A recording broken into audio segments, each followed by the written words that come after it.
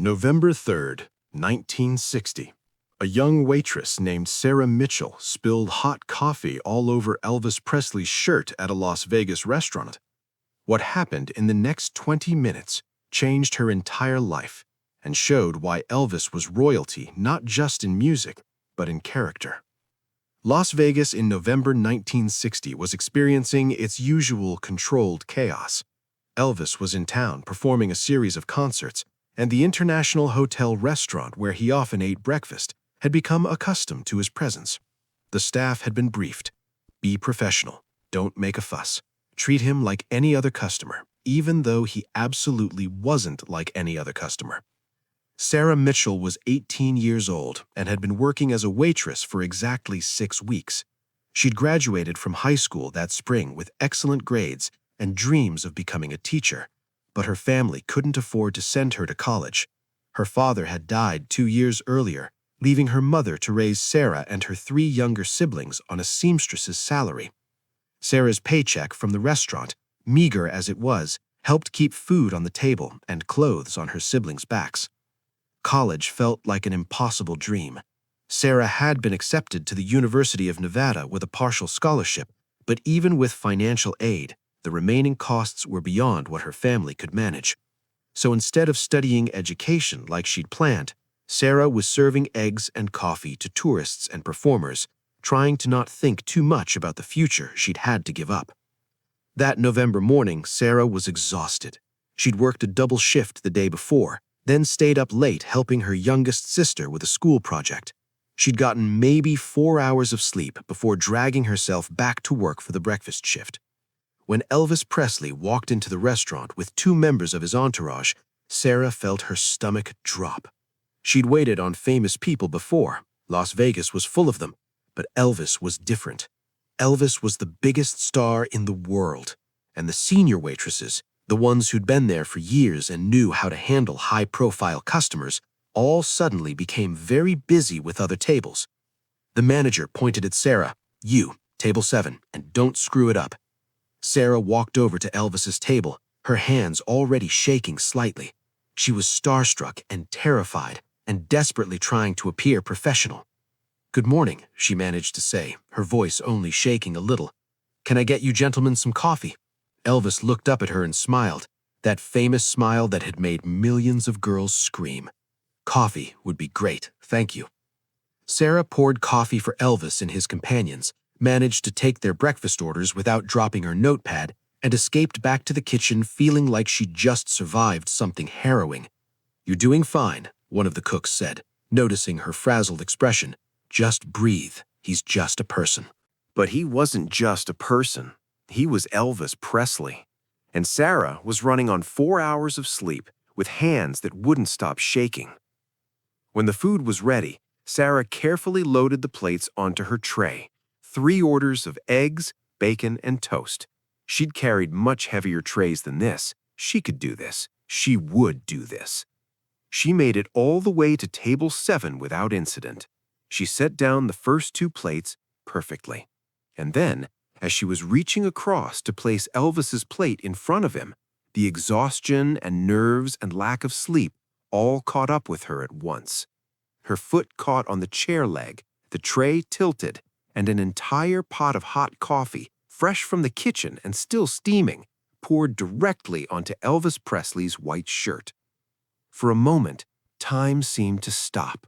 Sarah stood frozen, the empty coffee pot in her hand, watching the brown stain spread across Elvis's chest. Then reality crashed back in. "Oh my God," Sarah whispered, then louder, panic rising in her voice. "Oh my God, I'm so sorry. I'm so sorry. I didn't mean to. I'm so sorry." She grabbed napkins from the table and started dabbing at Elvis's shirt, her hands shaking so badly she could barely hold the napkins. Tears were streaming down her face now. This was it. She was going to get fired. The one job that was helping her family survive, and she'd just ruined it by dumping coffee all over the most famous man in America. Elvis stood up quickly, not because he was angry, but because the coffee was hot and it soaked through his shirt to his skin. Sarah stepped back, still apologizing, still crying, waiting for the explosion of anger she knew was coming. But Elvis just looked at her with concern. Hey, it's okay, he said gently. Are you all right? Are you all right? I just poured coffee all over you. Accidents happen, Elvis said, pulling the wet shirt away from his skin. Nobody got hurt, it's just a shirt. But the restaurant manager had witnessed the entire disaster, and he came rushing over, his face red with fury. Mitchell, he shouted, what the hell is wrong with you? Do you have any idea what you just did? I'm sorry, Sarah sobbed. I'm so sorry. I didn't mean to. You're fired, the manager said flatly. Get out. Get your things and get out of my restaurant. Sir, please, I need this job. My family needs this job. It was an accident. I swear I'll be more careful. I don't care if it was an accident, the manager snapped. You just assaulted our most important customer. You're done here. Leave, now. Sarah felt her world crumbling. Without this job, without her paycheck, her family would struggle even more. Her mother was already working herself to exhaustion. Her siblings already went without so many things. And now, because of one terrible mistake, Sarah had made everything worse. Elvis had been standing quietly, watching this exchange. Now he stepped forward, putting himself between the manager and Sarah. "Excuse me," Elvis said, and his voice was still gentle, but there was steel underneath it. "Did you just fire her?" The manager said, his tone shifting immediately to obsequious, "I assure you this kind of incompetence is not tolerated at our establishment. She'll be removed immediately." "Stop talking," Elvis said quietly. The manager's mouth snapped shut. "This young lady made a mistake, an accident, and your response is to fire her, to take away her livelihood over an accident? But Mr. Presley, she ruined your shirt." "It's a shirt," Elvis said, his voice getting firmer. "I have 100 shirts. This girl has one job. Do you understand the difference?" The manager stammered. "I just thought—" "Don't fire her," Elvis said. "It wasn't a request. She made a mistake. We all make mistakes. She doesn't deserve to lose her job over this." Sarah stood there, tears still running down her face, unable to believe what she was hearing. Elvis Presley was defending her. Elvis Presley was saving her job. The manager looked like he wanted to argue but didn't dare. "Of course, Mr. Presley. Whatever you say. Mitchell, you can stay, but one more mistake." "There won't be another mistake," Elvis said, still looking at the manager with an intensity that made the man uncomfortable. "Because you're going to treat your employees with respect and kindness, and when they make honest mistakes, you're going to remember that they're human beings, not robots. Understood?" "Yes, sir, Mr. Presley." "Good. Now go away. I want to talk to Sarah." The manager scurried off. Elvis turned back to Sarah, who was still crying, but now from relief and gratitude rather than fear. "Thank you," she managed to say. "Thank you so much. You saved my job. I can't believe you. Thank you." Elvis smiled. "Sit down for a minute," he said, gesturing to the chair across from him. "Take a breath. You look like you're about to fall over." Sarah sat, her legs shaking. Elvis sat back down too, still wearing the coffee-stained shirt like it was no big deal. "What's your name?" Elvis asked gently. Sarah Mitchell." "Well, Sarah Mitchell, that was quite an introduction. You always greet customers by baptizing them in coffee?" Despite everything, Sarah let out a small laugh. "No, sir. Usually I just say hello and take their order." "Well, that's good to know. I prefer the traditional greeting, if you don't mind." Elvis smiled at her, and Sarah felt some of her panic start to fade. He was being so kind, so understanding, nothing like what she'd expected. "I really am sorry about your shirt," Sarah said. "Forget the shirt. Tell me about you. You seem awfully young to be working the breakfast shift at a Las Vegas restaurant." "I'm 18, Sarah said. "I graduated high school this year." "Shouldn't you be in college?" Elvis asked. And there it was, the question that hurt every time someone asked it. Sarah felt fresh tears spring to her eyes. "I can't afford it," she said quietly. "I got accepted to the University of Nevada. I even got a partial scholarship. But my dad died 2 years ago, and my mom can't cover the rest of the costs. So I work here instead. The money helps my family." Elvis was quiet for a moment. studying her with those famous blue eyes. "What did you want to study?" "Education. I want to be a teacher." Sarah wiped her eyes. "I love kids. I love learning. I thought maybe I could help other kids get excited about school the way my teachers did for me." "That's a beautiful dream," Elvis said. "It was," Sarah agreed. "But it's okay. I'm helping my family now. That matters more." "Why can't you do both?" Elvis asked. Sarah looked at him confused. "What do you mean? Why can't you help your family and go to college? Why does it have to be one or the other?" "Because college costs money I don't have," Sarah said simply. "Even with the scholarship, I'd need about $3,000 a year for tuition, books, and supplies. I make maybe $80 a week here. The math doesn't work." Elvis was quiet again, thinking. Then he pulled out his wallet and extracted a business card. He borrowed a pen from one of his companions and wrote something on the back of the card. "I want you to do something for me," Elvis said, handing Sarah the card. "This is my manager's number. I want you to call this number tomorrow and ask for Colonel Parker. Tell him Elvis said to talk to you. Can you do that?" Sarah took the card, bewildered. "I don't understand. Why would your manager want to talk to me?" "Just trust me. Call him. Tell him your story, exactly like you told me. About your family, about wanting to be a teacher, about the university. Will you do that?" "Yes, but—" "No buts. Just promise me you'll call."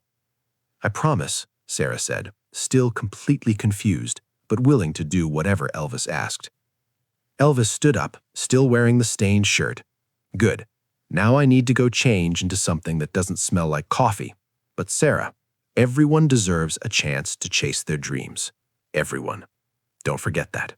He left money on the table, far more than the bill would have been, and walked out of the restaurant with his companions. Sarah sat there for a long moment, holding the business card, wondering what had just happened. The next day, Sarah called the number on the card. A gruff voice answered. "Colonel Parker's office." Hello? My name is Sarah Mitchell. Elvis told me to call?" There was a pause. "Hold, please." A minute later, a different voice came on the line. "Miss Mitchell, this is Tom Parker. Elvis told me about your situation. He said you want to go to college to become a teacher." "Yes, sir, but I don't understand why."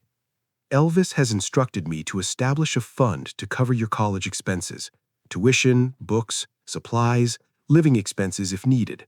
4 years, full coverage, on the condition that you maintain good grades and actually become a teacher." Sarah felt her knees go weak. She sat down hard on the chair by the phone. "I'm sorry, what?" "You're getting a full scholarship, Miss Mitchell, courtesy of Elvis Presley. He was very clear that you deserved a chance to chase your dream."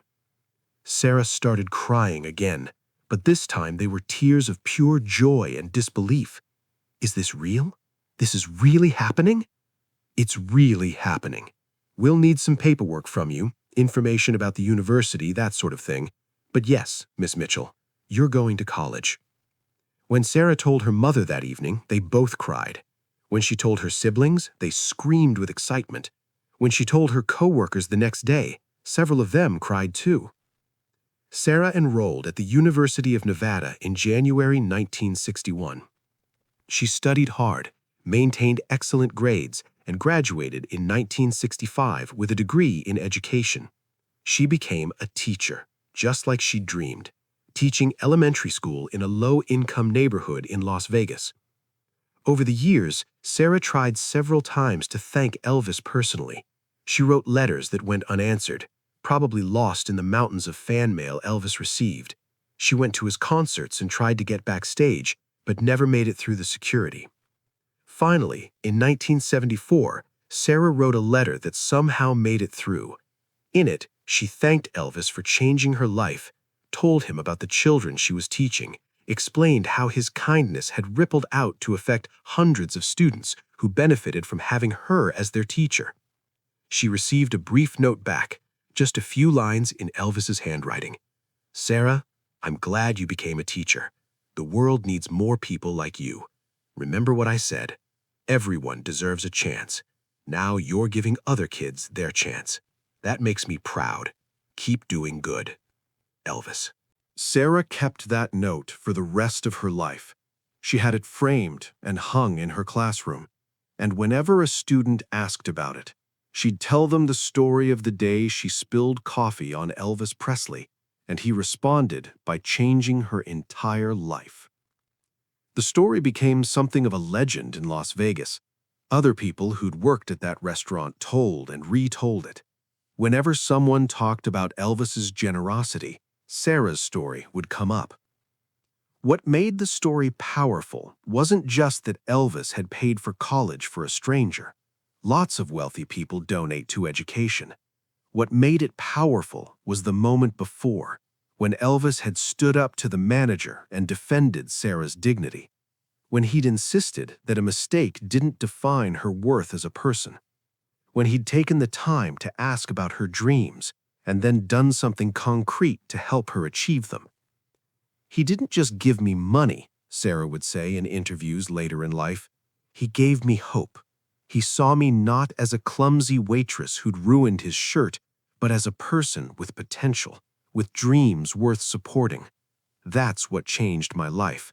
Not the scholarship, though that was incredible, but the moment when someone saw me and decided I was worth investing in. Sarah taught for 35 years before retiring. She estimated that she'd taught over 800 students during her career. Many of them went on to college themselves, some becoming teachers, passing forward the gift they'd received from her. In her retirement speech, Sarah told the coffee story one more time. "I met Elvis Presley once," she said. "I spilled coffee all over him, ruined his shirt, and almost lost my job. He could have been angry. He could have demanded I be fired. He could have made that moment about his inconvenience. Instead, he made it about my potential. He saw a scared 18-year-old girl who had dreams but no way to achieve them, and he decided to help. That one act of kindness changed not just my life, but the lives of every student I've taught. That's the power of choosing compassion over anger, of seeing people's potential instead of their mistakes." The story of Elvis and the waitress reminds us that we never know when our response to someone else's mistake might change their entire life, that choosing kindness over anger, understanding over judgment, can have ripple effects far beyond what we can imagine. Elvis Presley had every right to be upset about having hot coffee spilled on him. Instead, he chose to be kind. He chose to defend someone vulnerable. He chose to invest in someone's future. And because of those choices, hundreds of children received better education, learned from a teacher who understood what it meant to be given a chance. That's the real measure of greatness, not how you treat people who can do something for you, but how you treat people who've made mistakes, who need help, who can't repay you. Elvis understood that, and on a November morning in Las Vegas, he showed it in a way that changed one young woman's life, and through her, changed the world just a little bit for the better.